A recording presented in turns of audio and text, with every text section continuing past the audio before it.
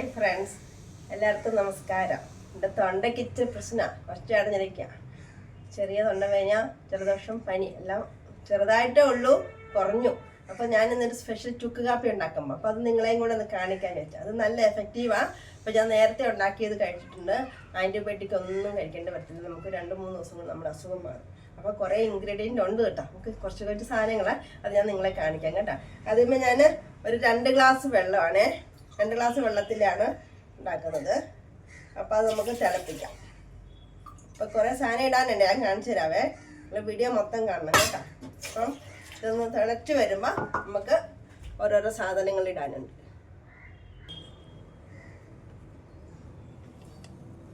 ഇത് ശർക്കര ഉണ്ട്, പിന്നെ ഒരു ഇതള് ചെറിയ ഉള്ളി, ഒരു വെളുത്തുള്ളി, ഇത് ചുക്ക് പൊടിച്ചത്, ഒരു 12 കുരുമുളക്, ഇത് 2 ഗ്രാമ്പും ഏലക്കായും പൊടിച്ചു.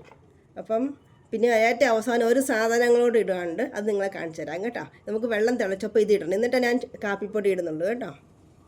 നാടൻ കാപ്പിപ്പൊടിയാണ് ഞാൻ ഇടുന്നത്.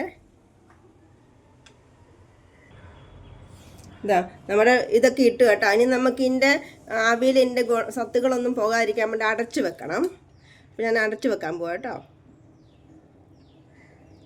അടച്ചു വെച്ചിട്ട് ഒരു 2-3 മിനിറ്റ് ഒന്ന് തിളച്ചിട്ട് എന്നിട്ട് നമുക്ക് കാപ്പിപ്പൊടി ഇടണം.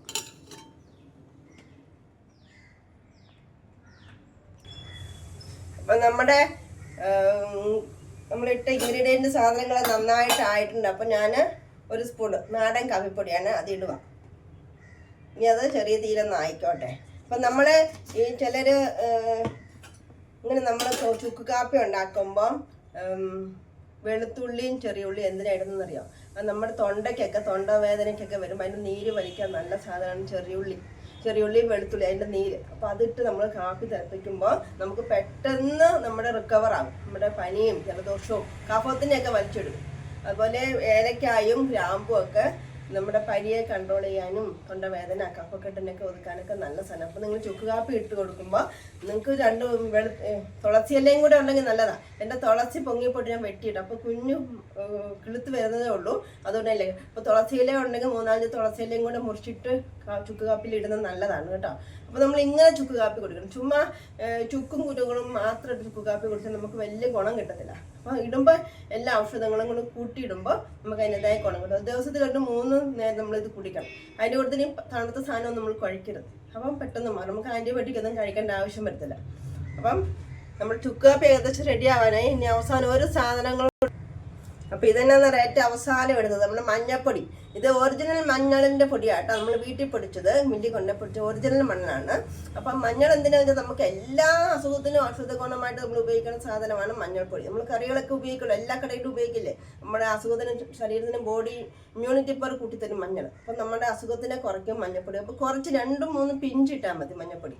അപ്പോൾ അതും കൂടി ഇട്ട് ഒരു 5 മിനിറ്റ് കഴിയുമ്പോൾ നമ്മൾ വാങ്ങും. പിന്നെ ഒരു 10 മിനിറ്റ് ഇത് വെച്ചിട്ട് നമ്മൾ കുടിക്കാവുള്ളൂ.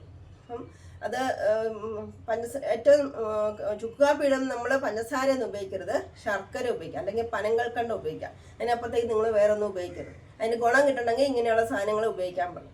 അപ്പം അടുത്തൊരു വീഡിയോ വരെ എല്ലാവരും ഷെയർ ഫോളോ ഒക്കെ ചെയ്യണേ. ബൈ.